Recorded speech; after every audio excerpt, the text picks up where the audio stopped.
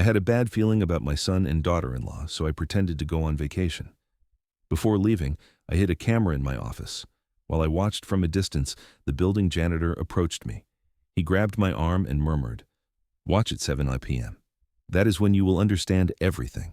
When 7 p.m. arrived, I almost passed out from what appeared on the screen. 67 years old and carrying a company on your shoulders teaches you to read signs others miss. Welcome to Brian's Stories. I share new life stories here every day, and I'd really appreciate it if you hit subscribe and liked my video. Now let's jump back into my story. I'm sure you'll love it if you keep listening till the end. Drop a comment down below telling me where you're watching from and what time it is for you right now. I read every single comment, and it helps me to know I'm not alone in this, that my story matters. Trust me, you're going to want to hear how this ends. You're going to want to know what I found, what I did, and how I survived. And that morning when I walked into my office in downtown Chicago, something was not right. The main door was locked as always, but the lock had small new scratches, marks that were not there the previous Friday. I stopped in the hallway with the key still in my hand, looking at those fine lines on the chrome metal. They were not from normal use. They were the kind left by someone forcing an entry in a hurry. I entered slowly. The dawn light filtered through the blinds and drew lines on the mahogany desk I bought 30 years ago when Evans Logistics was just starting. Everything seemed to be in its place. My leather swivel chair, the black phone with button keys, the framed photos of my parents in front of the first cargo van we bought in 1978. But my gut was screaming. 40 years building a logistics company in the Midwest turns you into someone who notices details. And the details were wrong. The blue binder of contracts that I always left to the left of the monitor was now on the right. The pens in the holder were messy. The top drawer of my filing cabinet did not close completely, as if someone had opened it with force and shoved it back carelessly. I sat in my chair and opened the drawer calmly. The tax documents had been moved. The import folders that I always order by date had the months mixed up. June was before May, August before July. As if someone had looked for something in a hurry and put it back without thinking about the order. I took a deep breath. I checked the second drawer. The property deeds for the land in Florida and Michigan were out of the protective plastic folders. Someone had taken them out, reviewed them, and put them back carelessly. One of them had a bent corner. I never allow my important documents to be mistreated like that. I leaned back in the leather chair and looked at the ceiling. Who? Only 5 people had keys to this office. Me, my secretary, Linda, who has worked with me for 20 years, the accountant, Mr. Henderson, a 72-year-old man who is more loyal than a guard dog, the operations manager, Steve, who has been moving trucks for me for 30 years, and my son, Richard, 38 years old, with a business degree from UPenn. Married to Vanessa, a 32-year-old woman, beautiful, ambitious, always dressed as if she were going to a gala. I did not want to think about him, but the signs were there. The previous week at Sunday dinner at my house in the suburbs, Richard had asked strange questions. "Dad, have you updated your will?" He said it while cutting a piece of steak as if it were the most normal question in the world. "Why do you ask that, son?" I replied, looking at him over my glass of sparkling water. "No, well, it is just that you are getting old, right? You should have everything in order just in case." Vanessa looked at him sideways and smiled, a small, quick smile that disappeared when she noticed I was watching her. "Just in case what?" I asked. "Well, life is unpredictable. It would be good if someone helped you with the company finances, someone trustworthy." "Someone like who?" "Well, I do not know someone young, someone who understands modern business." Vanessa nodded as if she agreed with every word. "I understand my business perfectly, Richard." "Yes, Dad. I'm not saying you do not, but well, you are already 67. It is not bad to think about delegating, about passing the torch to the new generation." The new generation. What an elegant way of saying, "Step aside, old man." I said nothing else that night. I finished my steak, drank my coffee, and went to sleep, but the words kept spinning in my head like vultures over a wounded animal. And now, sitting in my office with the move documents in front of me, the pieces began to come together. Someone had entered here, someone had reviewed my contracts, someone was planning something, and that someone had access, knowledge, and motives. I got up and walked to the window. From the 12th floor of the building, I could see the entire downtown skyline. Evans Logistics trucks passed every 20 minutes, taking merchandise to New York, to Nashville, to the border. 40 years building this, 40 years waking up at 5 in the morning, 40 years solving problems, negotiating with difficult clients, surviving economic crisis, and now someone wanted to take it away from me. I took out my cell phone and dialed a number. "Hello," answered a raspy voice. "Roger, this is Arthur Evans. I need to speak with you." Roger was the building janitor, a 60-year-old man, thin with a white mustache and eyes that missed nothing. He had been taking care of the building for 15 years. He knew every person who entered and left. He knew who arrived early, who left late, who brought suspicious visitors. "Tell me, Mr. Evans, how can I help you? Have you seen strange movements in my office? Anyone entering after hours?" There was a silence on the other end of the line. "Come to the security booth, Mr. Evans. We can talk better there." I went down the elevator and walked to the building entrance. Roger was sitting in his plastic chair drinking coffee from a thermos. He saw me arrive and pointed to a folding chair next to him. I sat down. "Tell me, Roger." He took a sip of coffee and looked toward the parking lot. "Your son has come 3 times in the last 2 weeks, always after 6 p.m. in the afternoon, always with his wife, always going straight up to your office." I felt a cold blow to my stomach. "And what do they do there? I do not know, but they stay for about an hour, sometimes more. And 2 days ago I saw that a man I do not know went up with them. He was carrying a leather briefcase, wearing a tie like a lawyer or a notary." The world stopped for a second. "A notary? Are you sure?" "Yes, Mr. Evans. I never forget a face, and that man is not from here. I had never seen him." I got up from the chair. My legs were trembling, but I maintained my composure. "Thank you, Roger." "Wait, Mr. Evans." I stopped. "If you want to know what is happening, come tonight at 7 hour sharp. That is the time they always arrive. I will make sure you can see everything." I looked him in the eyes. They were tired eyes, but honest. "I will see you at 7. I went back up to my office and locked the door. I sat in front of the computer and started thinking. If my son was plotting something, I needed proof. I could not confront him without evidence. He would deny everything. Vanessa would back him up, and I would look like a paranoid old man who distrusts his own family. I needed to see what was happening. I needed a camera. I opened my laptop and searched the internet. I found an electronics store on Main Street that sold small security cameras the size of a lighter. They could be hidden anywhere and transmitted live video to a cell phone or computer. I left the office, drove to the store, bought the camera, and returned. I hid it behind the accounting books on the bookshelf facing my desk. From that angle, the camera could record everything that happened in the office. I connected it to the building Wi-Fi and configured the application on my cell phone. Perfect. Now came the hard part. I had to make them believe I was leaving. I called Richard. "Hello, Dad. Son, I am calling to tell you that I'm going to Florida for a few days. I need to rest. These last months have been heavy. To Florida." "When are you leaving?" "Tomorrow morning. I'm flying out.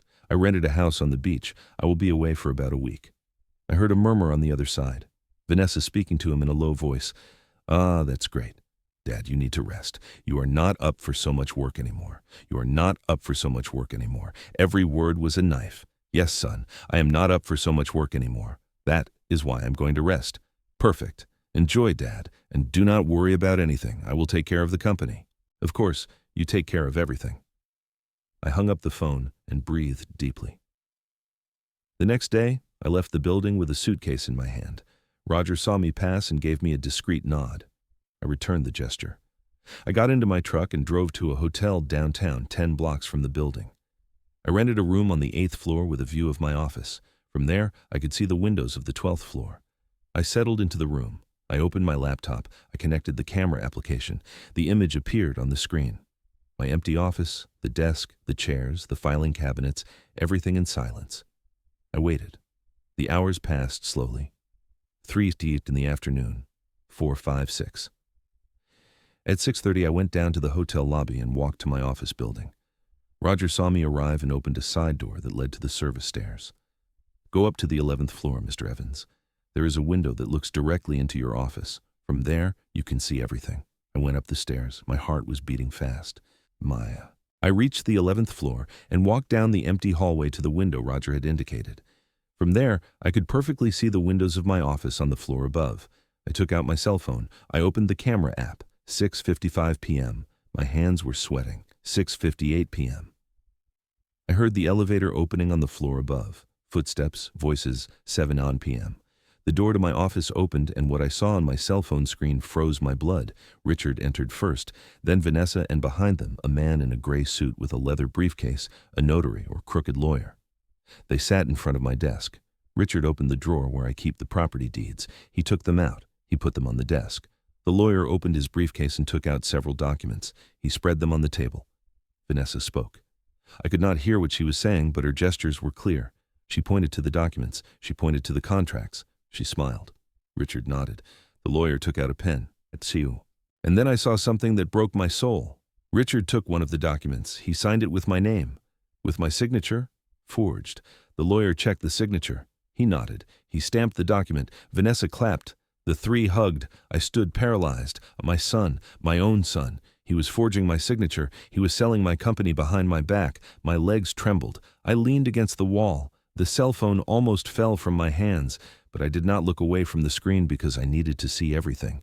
I needed to know exactly what they were doing. The lawyer took out more documents. He put them in front of Richard.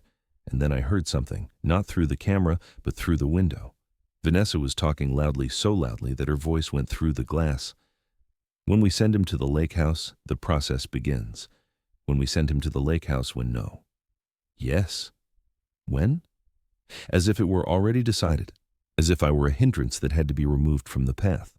Richard laughed, a laugh I had never heard from him. Cold, calculating. "In 2 weeks, this is ours." The lawyer closed his briefcase. The three left the office. I heard their footsteps moving away down the hall, the elevator opening, closing. Silence. I stayed there in front of the window, holding my cell phone, watching the recording over and over again. My son, my blood, the boy I carried in my arms, the boy I took to play football on Sundays, the boy whose college tuition I paid, the boy I trained to one day take my place in the company. That boy now wanted to bury me alive. I went down the stairs slowly. Roger was waiting for me in the booth. "Did you see it, Mr. Evans?" I nodded. I could not speak. My throat had closed up. "I'm very sorry," Roger said, "but it was important that you knew." "Thank you," I managed to say. I left the building and walked down Main Street aimlessly. The lights of the cars passed by me. People walked fast, hurried, living their lives. And I was there in the middle of it all, with a broken heart and a burning mind. Because one thing was certain. If they wanted to play dirty, I was going to teach them how the game is really played. 40 years in business had taught me something Richard never learned. In this world, the youngest does not win. The one who wins is the one who knows how to wait, the one who plans, the one who strikes when the enemy lowers his guard. And I was going to strike hard that night. I did not sleep. I stayed in the hotel room, sitting on the edge of the bed, watching the recording over and over on my laptop. Every gesture of Richard, every smile of Vanessa, every movement of the lawyer, the forged signature, the property deeds for the land in Florida and Michigan spread out on my desk as if they were poker cards. Vanessa's words resonated in my head like church bells. When we send him to the lake house, the process begins. When? No. Yes. When, as if I were an old piece of furniture that had to be taken out of the house to make space, as if my 67 years of life, 40 of them building Evans Logistics, were worth nothing, I got up from the bed and walked to the window. From the 8th floor of the hotel, I could see the lights of Chicago extending like a golden sea to the horizon. Millions of people sleeping peacefully, millions of families under the same roof trusting each other, and me here, hiding in a hotel spying on my own son. What irony. I spent my whole life teaching him values, respect, honesty, hard work. I taught him that a man builds his destiny with his hands, not with lies, that a man's word is worth more than any signed contract. And what did he do with those lessons? He threw them in the trash, just like he was doing with me. I closed my eyes and took a deep breath. The pain was real, physical, as if someone had put a hand in my chest and was squeezing my heart. But along with the pain, something else was growing. Something cold, something hard. Rage, not the explosive rage that makes you scream and break things, the other kind, the rage that makes you think, plan, act with precision. I sat in front of the laptop and opened a new document. I started writing everything I knew. Facts. Richard and Vanessa entered my office 3 times in the last 2 weeks. They brought a lawyer. Richard forged my signature on legal documents. They are planning to take control of the company. The plan includes sending me to the lake house to start the process. They mentioned a deadline. 2 weeks questions. What documents did Richard sign? Who is the accomplice lawyer? Who are they planning to sell the company to? How do they plan to legally justify the transfer? What does sending him to the lake house mean? That last question gave me chills. It could not be literal. Or could it? Were they planning to do something to me? No, I knew Richard. He was ambitious, treacherous, a liar, but he was not that. Or was he? Did I really know my son? Or had I been living with a stranger all these years? I closed the laptop and took my cell phone. I searched my contacts until I found the name I needed. Attorney George Miller, my lawyer, one of the best corporate lawyers in the state. 62 years old, silver hair, Italian suits, a mind sharp as a razor. I had known him for 30 years. He had handled all the important contracts for Evans Logistics. He knew every detail of the legal structure of my company. If anyone could help me, it was him. But it was too late in the morning. I could not call him now. I would have to wait until dawn. I lay in bed, but I could not close my eyes. Every time I tried, I saw Richard's face signing those documents, Vanessa's face clapping, the lawyer's face stamping the betrayal. At 6:00 in the morning, I got up, showered, and dressed in one of my gray suits. If I was going to face this, I would do it like the businessman I am, not like a victim. At 8 sharp, I called George. "Hello," he answered with his deep and deliberate voice. "George, this is Arthur Evans. I need to see you urgently." There was a pause. "What happened, Arthur? I cannot talk about it on the phone. We can meet at your office." "Sure. What time? Can you do it now?" Another pause. "Give me an hour. I will see you at 9 now. I will be there." I hung up. I left the hotel and walked 3 blocks to a diner I have known for 20 years. I ordered a black coffee and some eggs. I was not hungry, but I needed to eat something. My stomach burned from pure tension. At 9:10, I arrived at the building where George has his office. 15th floor office with a view of the river. His secretary recognized me immediately.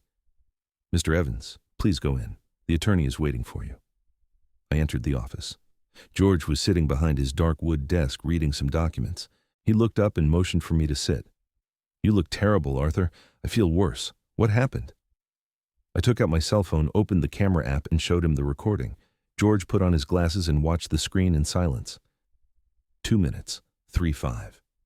When it finished, he took off his glasses and leaned back in his chair. "This is fraud, forgery of documents, and if what they plan involves declaring you mentally incapacitated to take control of your assets, it is also elder financial abuse." "How serious is it?" "Very serious. We are talking about federal crimes. They could go to prison." I felt a knot in my stomach. Prison? My son? In prison?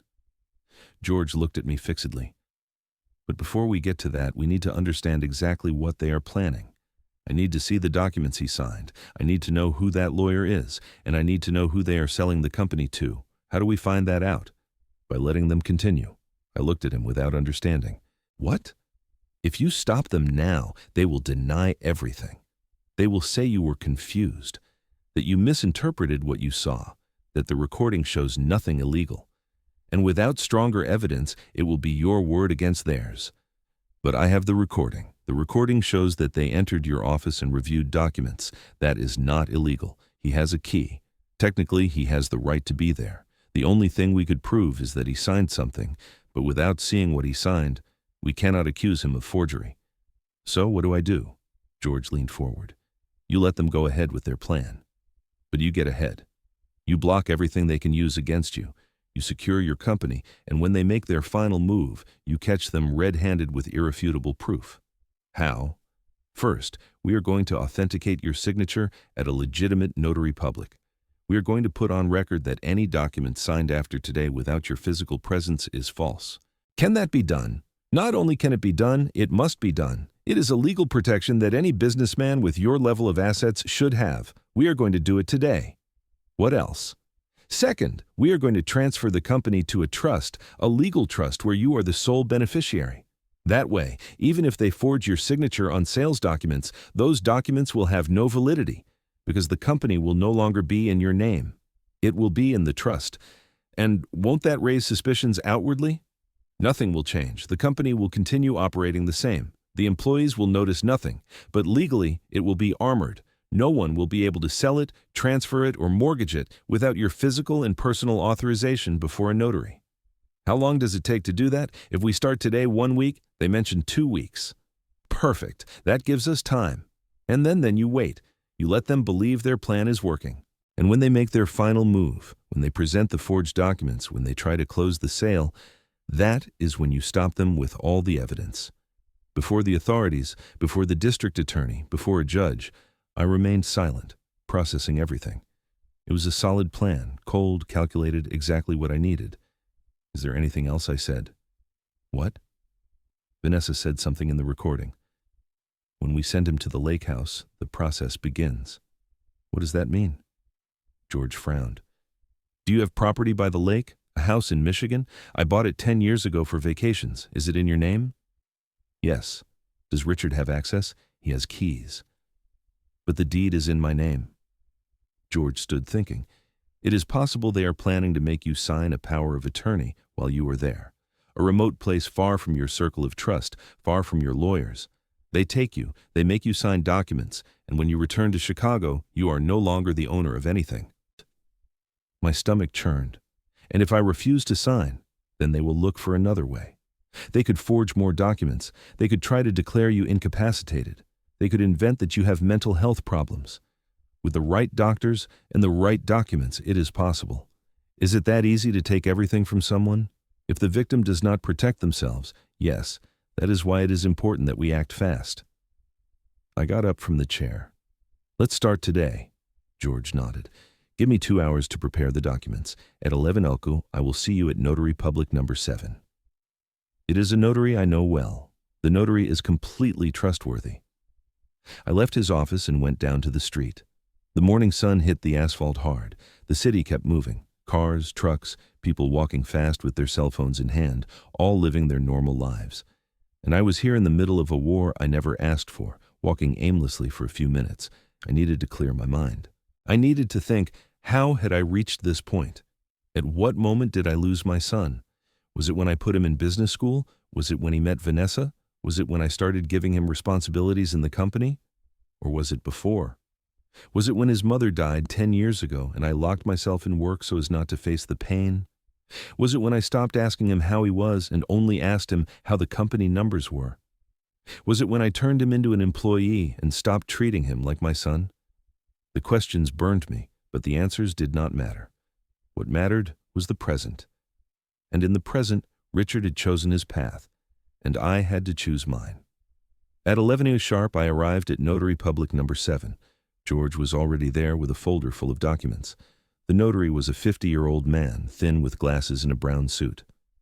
Mr. Evans, it is a pleasure, he told me, extending his hand. The pleasure is mine. We sat in his private office. George spread the documents on the desk. Mr. Evans, these are signature authentication documents. What we are going to do is simple. You are going to sign these papers in my presence, in the presence of the notary, and in the presence of 2 witnesses. We are going to record your official signature, and we are going to declare that any document signed outside of this procedure without your verified physical presence will be considered false. Perfect. I signed every document, the notary stamped every page, the witnesses signed too. Everything was recorded. Ready? Said the notary. From this moment on, if someone presents documents with your signature, and you were not present to sign them, those documents are legally void. And if they already signed something with my forged signature, those documents will also be void, and the person who presented them will face criminal charges. I nodded. First step completed. Now for the trust, said George. We spent the next 4 hours at the notary preparing the documents to transfer Evans Logistics to a private trust. It was a complex process, but necessary. At the end of the day, the company was protected, legally armored. No one could touch it without my physical and personal authorization. I left the notary at 5 in the afternoon, exhausted but relieved. George walked with me to the parking lot. What is next? I asked him. Now you wait. Keep the recorder active in your office. Let them move. Let them believe everything is going according to their plan. And when they make their final play, you stop them. And if they try something before, they won't. They mentioned 2 weeks. That means They are waiting for the right moment. They are probably waiting for the buyer to arrive, for the money to come together, for everything to be ready to close the operation. And who can be the buyer? That is what you have to find out. Do you have competitors who have shown interest in buying your company? I thought for a moment. Yes, Pacific Freight, a company from out of state. They have been trying to expand into the Midwest for years. They have made me offers before, but I have always rejected them. Do you know the owner? Yes, his name is Howard Stone, an ambitious guy without scruples. Do you think he would be willing to participate in something like this? If it suits him, yes, then it is probable that he is the buyer. Investigate discreetly without raising suspicions. How? You have contacts in the industry, don't you? Yes, use them. Ask if anyone has heard rumors that Pacific Freight is about to make a big acquisition. If the answer is yes, then we will know the plan is underway. I nodded. Anything else? Yes. Keep your distance from Richard. Do not confront him. Do not show suspicions. Act normal, as if nothing were happening. That is going to be difficult, I know, but it is necessary. If he feels you discovered him, he will change strategy and we will lose the opportunity to catch him. Understood. George put a hand on my shoulder. I know this is difficult, Arthur, but you are doing the right thing. What Richard is doing is not only illegal, it is a betrayal, and betrayals are not forgiven. They are punished. I stayed looking George in the eyes. He is my son. I know.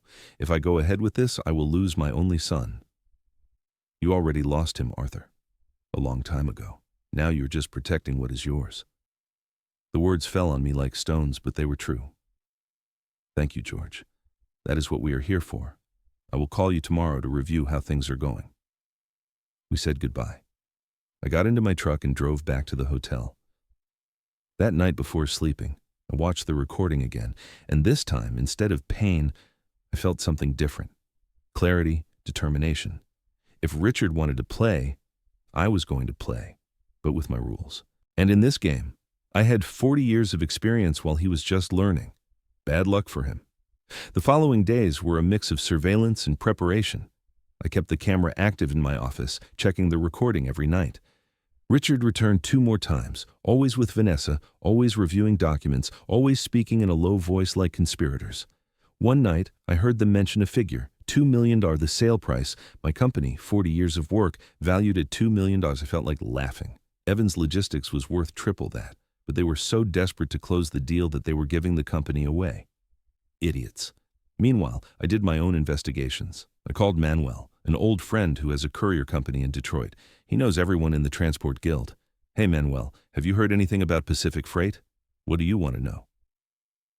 If they are about to make any big acquisition, there was a pause. Well, yes. I heard Howard Stone is looking to enter the Chicago market. They say he already has a closed deal, that he is going to buy a big company. My stomach turned. Do you know which company? They did not tell me, but by the size of the operation, it can only be one of 3, and one of those is you.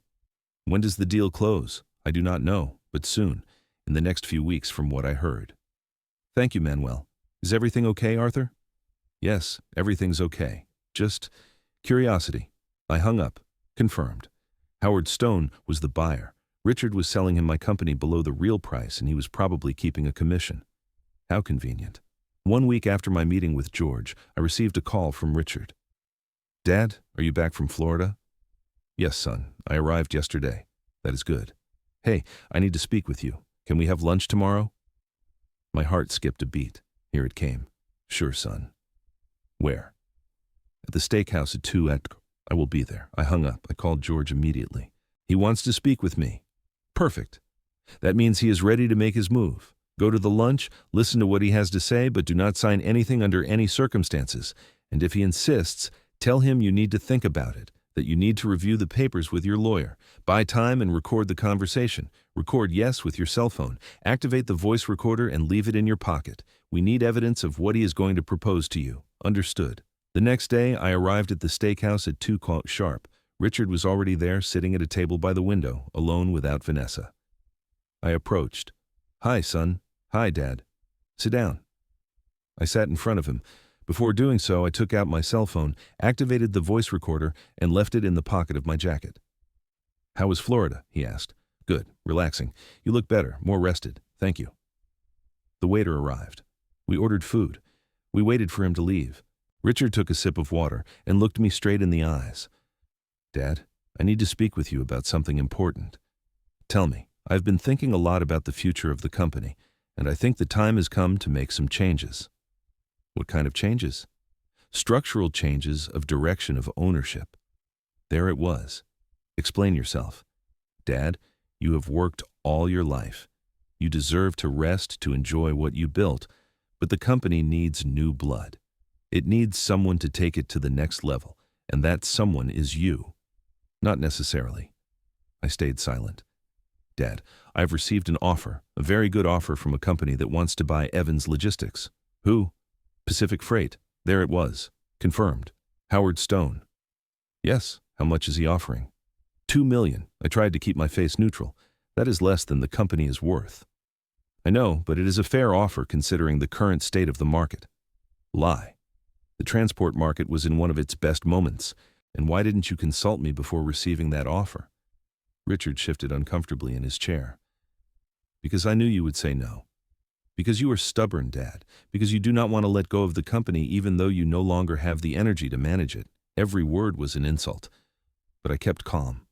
And what happens with the employees? With the families that depend on Evans Logistics?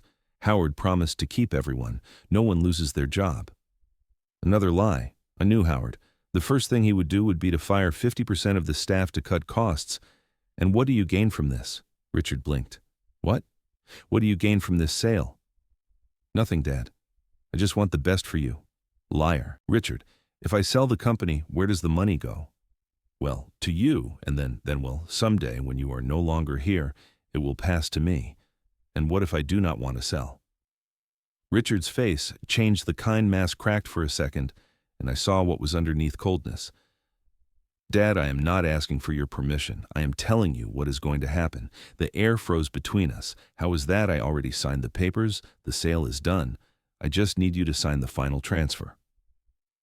I felt the floor moving beneath me, but I maintained my composure. You signed in my name. I signed as the legal representative of the company. You are not the legal representative. I have power of attorney. I have not given you any power of attorney. Richard took an envelope from his briefcase and put it on the table. Yes, you did. 2 weeks ago when you were in Florida, you sent it by mail. I opened the envelope. Inside was a notarized document with my forged signature, granting Richard total power over my assets. I stared at him. This is fake. It is not fake. It is certified by a notary. Which notary? That does not matter. It does matter, because that notary is going to end up in jail along with you. Richard laughed, a dry laugh without humor. You are not going to do anything, Dad, because if you try to fight this, I'm going to declare you incapacitated. I'm going to bring doctors to certify that you are no longer right in the head, that you suffer from dementia, that you cannot handle your own affairs. I remained silent, processing, assimilating. My son was threatening me openly, shamelessly. This is what is going to happen, continued Richard. You are going to sign the final transfer. You are going to accept the money from the sale, and you are going to retire quietly to your house in Michigan. You are going to live comfortably the rest of your life, and no one has to get hurt. And if I refuse, then things get ugly. And believe me, Dad, you do not want things to get ugly.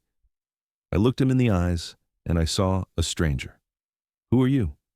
Richard got up from the chair. I am the future, and you are the past. The faster you accept it, the better for everyone. He left $100 on the table to pay for the food. And he left. I stayed sitting there alone with the envelope in my hands. The cell phone kept recording in my pocket. Everything, every word, every threat, every confession. I took out the cell phone and stopped the recording. I saved it. I backed it up to the cloud, and I called George. He already made his move. What happened? I told him everything. When I finished, George whistled low. This is better than I expected. Better. He just confessed everything to you. He just threatened you and you have it recorded. This is enough to sue him criminally. What is next? Now we wait. He thinks he won, that he scared you, that you are going to sign. But you are not going to do anything. And when he presents the fake documents to close the sale, that is when we catch him. When will that be? Soon. Very soon. If he already signed the preliminary papers, the closing must be days away. And meanwhile, Meanwhile, you prepare yourself because when this explodes, it is going to explode hard. I hung up. I stayed sitting in the restaurant looking out the window. People walked by, cars, life, and me here in the center of a storm. But this time, I controlled the wind. The next 3 days were the longest of my life. Every hour felt like an eternity, every minute dragging like a funeral procession. I stayed at the hotel watching the camera in my office, waiting for Richard's next movement. George called me twice a day to check progress. Anything new? Nothing yet. Have patience. They are waiting for the perfect moment. But patience was never my strength. 40 years building a business taught me to act, not to wait. However, this time I had no choice. I had to let Richard sink himself. The afternoon of the third day, something changed. I was checking the camera when I saw Richard enter my office. This time he did not come alone. He came with Vanessa, with the accomplice lawyer, and with a man I recognized immediately. Howard Stone, the owner of Pacific Freight, a 50-year-old man, fat with a thick mustache and gold rings on both hands, the kind of man who smells of dirty money from afar. They sat around my desk as if it were theirs. The lawyer extended documents on the table. Howard reviewed them carefully. Richard pointed to specific parts, explaining something I could not hear from the camera. Vanessa smiled, that smile that gave me nausea. My cell phone vibrated, a message from George. "Are you seeing this?" I had given him access to the live stream of the camera. "Yes," I replied. "That is Howard Stone, right?" "Yes." "Perfect. They are closing the deal. This is what we needed. What do I do? Nothing. Just watch and record everything." I left the cell phone aside and concentrated on my laptop screen. Howard took a pen from his jacket. He signed several documents. The lawyer stamped every page. Richard signed after with my name, with my forged signature, again and again and again. Every signature was a blow to the stomach, but I forced myself to keep watching. I needed to see everything. I needed to know exactly what they were doing. After signing, Howard took a thick envelope from his briefcase. He opened it. Inside were bundles of bills. He put them on the desk. Richard counted them quickly. He nodded. Howard extended his hand. They shook hands. And just like that, in less than 20 minutes, my company had been sold. 40 years of work, sold as if they were a used car. I felt like I was running out of air. I got up from the chair and walked to the hotel window. I opened the window wide and breathed deep. The fresh afternoon air hit my face. I closed my eyes. I counted to 10. I breathed again, and when I opened my eyes, the rage had turned into something different, into determination, into absolute clarity. Now I had everything I needed. I called George. I have it all recorded. Perfect. Download the video. Save it in 3 different places. Cloud, hard drive, USB drive. We cannot risk losing it. Understood. Now comes the hard part. What part? Tomorrow they are going to present the signed documents before the corresponding authorities to make the property transfer official.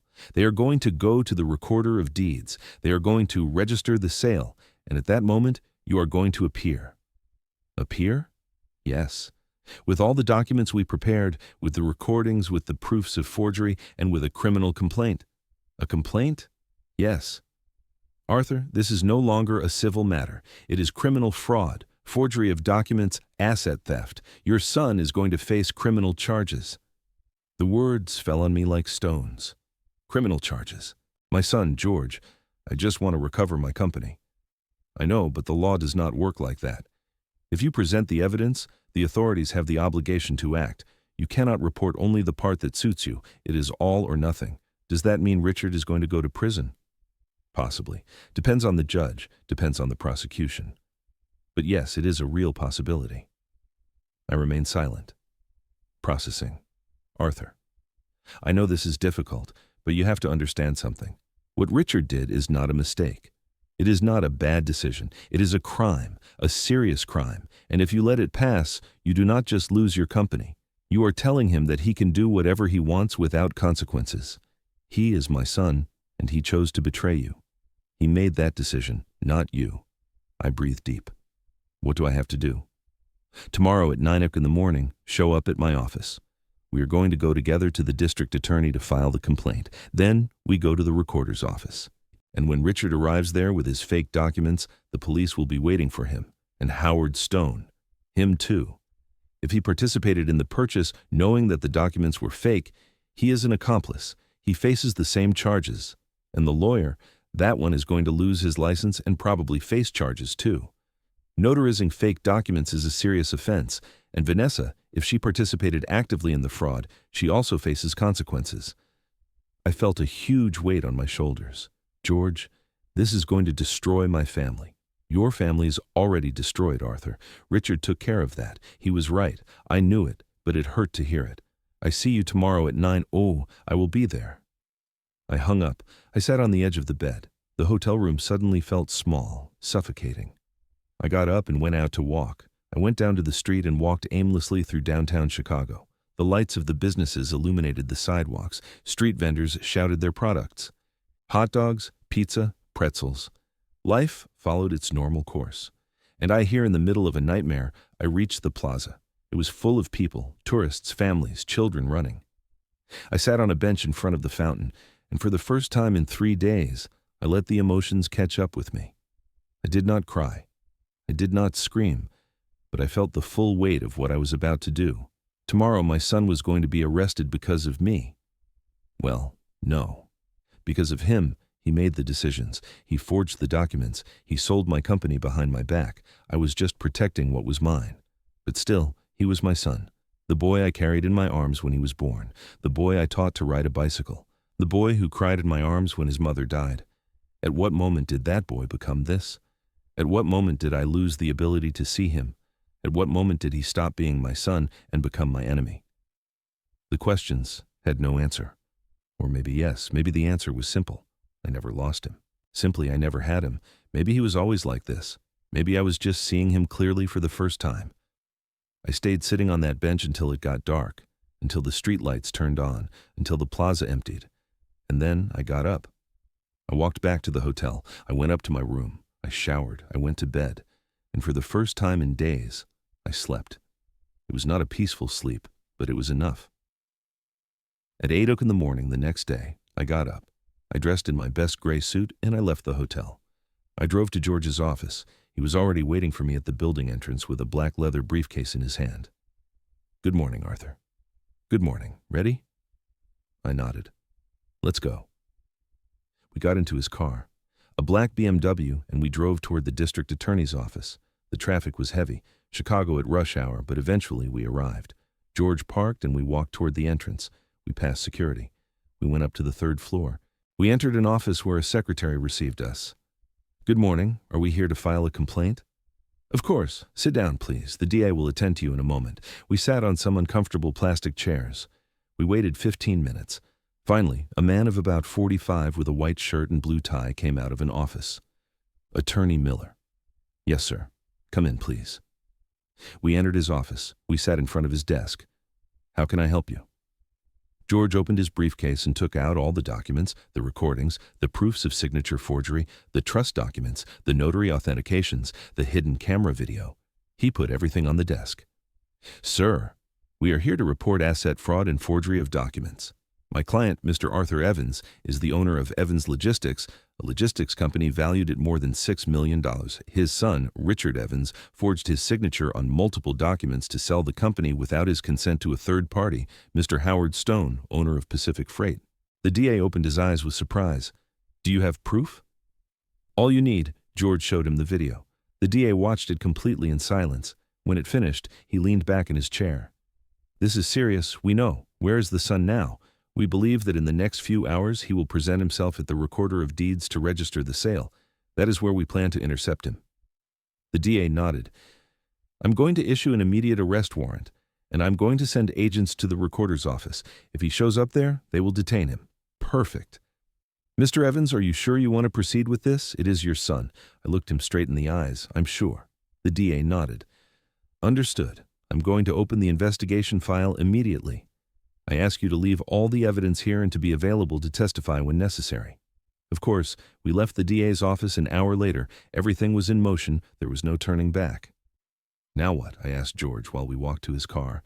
"Now we go to the recorder's office and we wait." We drove to the county recorder building, a gray 3-story building in the city center. We arrived at 11 hours in the morning. We parked on the street with a view of the main entrance. "How long are we going to wait?" I asked. "The time that is necessary." We waited an hour. 2. At 1:00 in the afternoon, George went out to buy sandwiches and sodas. We ate in the car. We kept waiting. At 2:30, my cell phone vibrated. A message from an unknown number. "Dad, I know what you are doing. Do not make a mistake. You are going to regret." It was Richard. How did he know? I showed the message to George. Someone warned him. Maybe the lawyer. Maybe someone at the registry. It does not matter. Let him know. That does not change anything. Do you think he will come? I do not know. But if he does not come today, he will come tomorrow or the day after. Eventually, he has to register the sale. Without that registration, the transfer is not legal. Another message arrived. "We can fix this. Let's talk, you and me, without lawyers." I did not respond. George looked at me. "Do not answer him. Do not give him information. Let him get desperate." I put the cell phone away. We kept waiting. At 3:15, a silver car parked in front of the building. Richard got out of the driver's seat. Vanessa got out of the passenger seat. The lawyer got out of the back seat. The three walked toward the building entrance. "There they are," I said. George dialed a number on his cell phone. "Sir, they arrived. They are entering the building." He hung up. "The agents are already inside waiting."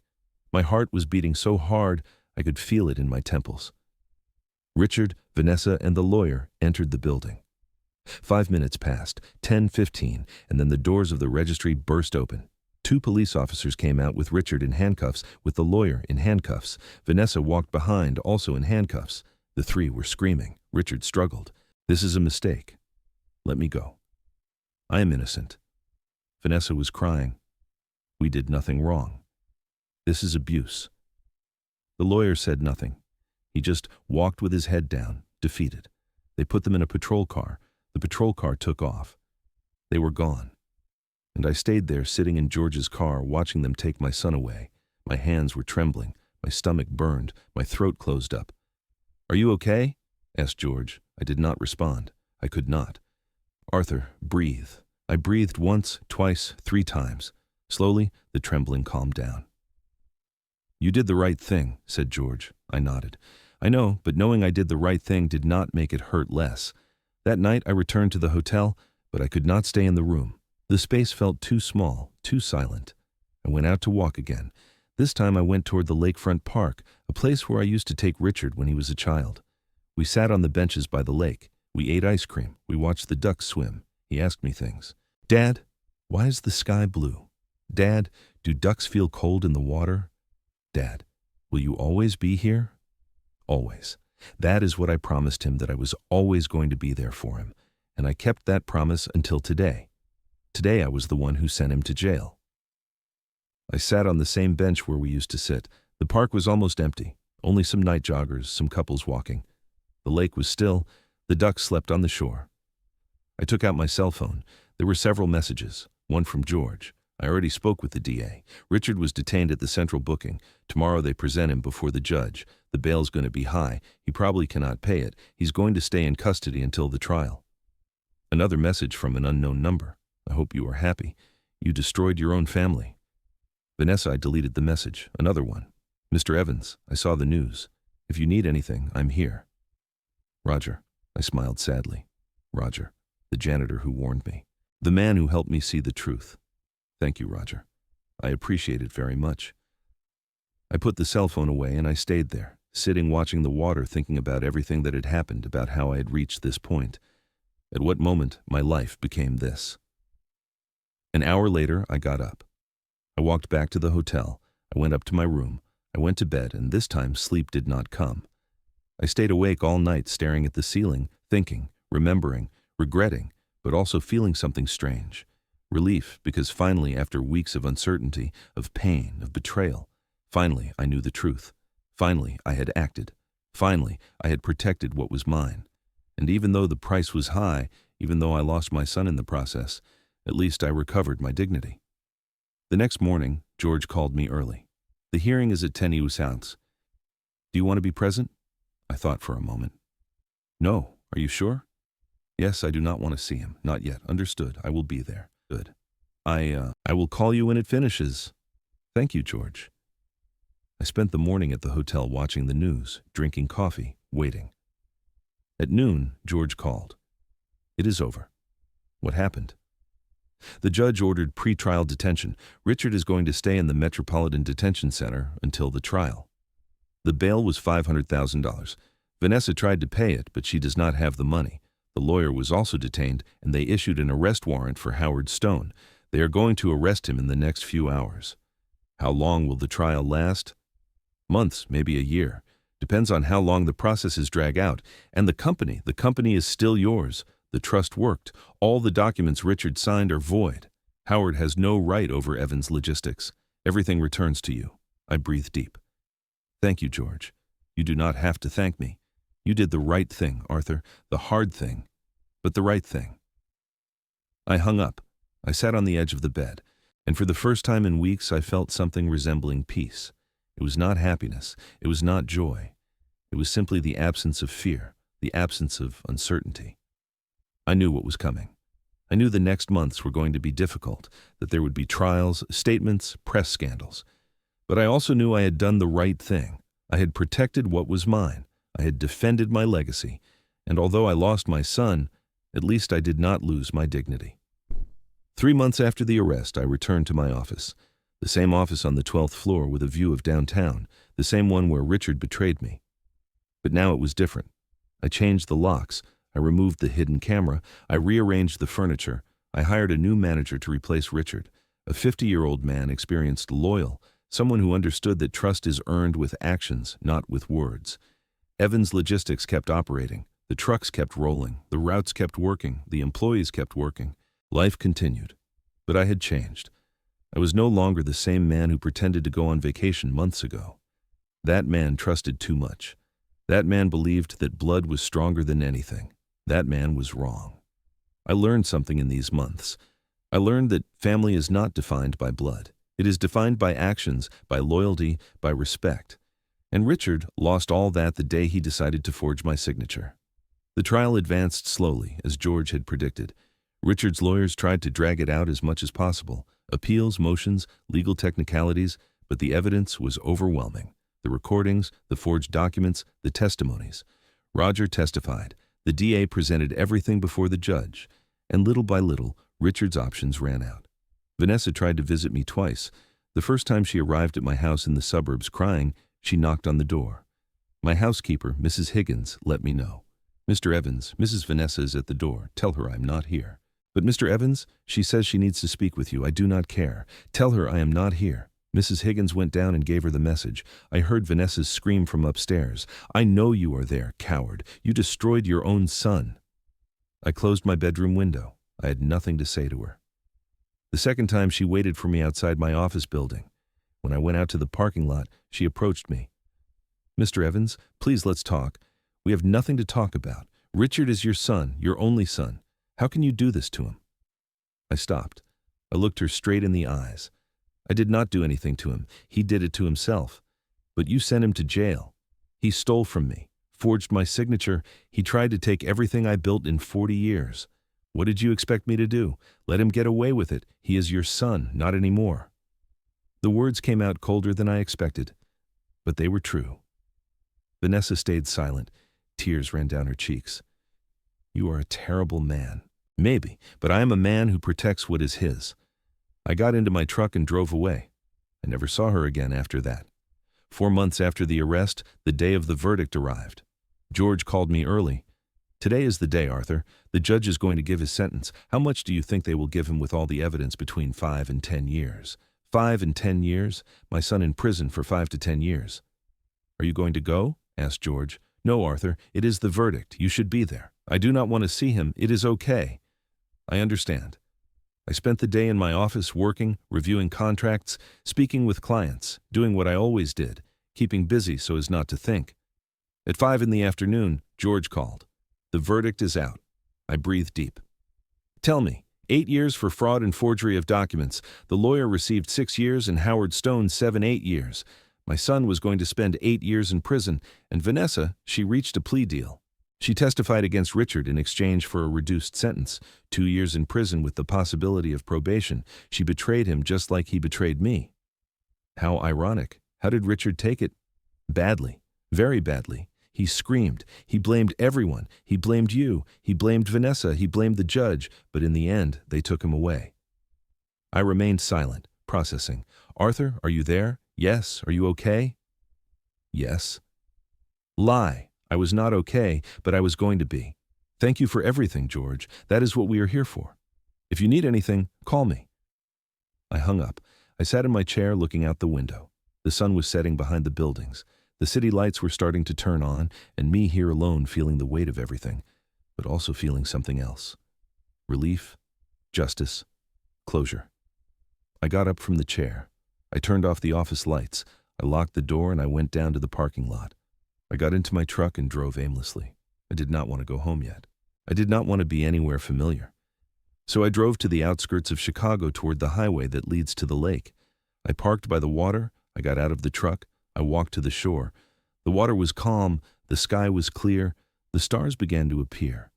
I sat on a rock, and for the first time in months, I let it all out. The tears, the pain, the sadness, everything I had been keeping inside. I cried, not like a defeated man, but like a man who had carried too much for too long and finally could let go. I do not know how long I was there, maybe an hour, maybe more. But when I finally got up, something had changed. The weight was still there, but it was lighter. I drove back home. When I arrived, Mrs. Higgins received me at the door. Mr. Evans, have you had dinner? No, Mrs. Higgins, but I am not hungry. I'm going to prepare something light for you. You need to eat. I smiled. Thank you. I went up to my room. I took off my suit. I put on comfortable clothes. I went down to the kitchen. Mrs. Higgins had prepared chicken soup. I sat at the table. I ate slowly. And for the first time in months, the taste of food was not bitter. 1 year after the verdict, I received a letter from the state penitentiary. From Richard, I kept it in my desk without opening it for a week. I did not want to read it. I did not want to know what he had to say, but curiosity won. One night alone in my office, I opened the envelope. The letter was handwritten with shaky handwriting. Dad, I do not know if you are going to read this. I do not know if you care, but I need to write it. I've had a lot of time to think in here, a lot of time to reflect on what I did, on the decisions I took. And you are right. I did everything wrong. I betrayed you. I stole from you. I disrespected you. And the worst part is that I did it consciously. It was not a mistake. It was not an impulse. It was planned, calculated, and now I am paying the consequences. I am not writing to ask for forgiveness. I know I do not deserve it. I am not writing to ask you to get me out of here. I know you will not do it. I am writing because I need you to know something. It was worth it. Not the money, not the company, not the power. Your respect was worth it, and I lost it due to my own stupidity. I learned something in here, Dad. I learned that respect is not inherited. It is earned, and I never earned it. I only expected it. I expected that because I was your son, everything belonged to me, but it does not work like that. And now I understand. Late, very late, but I understand. I do not expect you to forgive me. I do not expect you to speak to me again. I expect nothing. I just want you to know that despite everything, I respect you more than I ever respected you when I was outside. Take care, Dad. Richard. I folded the letter. I put it in my desk drawer, and I did not answer. Maybe someday I would, maybe not. But for now I had nothing to say. Actions speak louder than words, and his actions said everything. Today, 2 years after all this, I'm still at the head of Evans Logistics. The company grew. We opened new routes. We hired more staff. We bought more trucks. Everything Richard tried to destroy, I rebuilt, stronger than before. I still live in my house in the suburbs. I still work for my office on the 12th floor. I am still the same man, but different, wiser, more careful, more aware that trust is not given away. It is earned, and it is lost easily. Sometimes at night I think about Richard.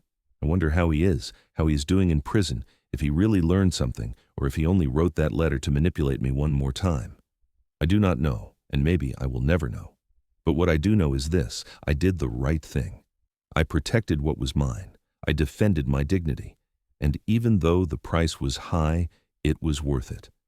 Because in this world, a man who does not defend what is his is not a man. He is a victim. And I refuse to be a victim. I learned that respect is not begged for, it is commanded. That family is not defined by blood, it is defined by loyalty. And that sometimes the hardest decision is the right one.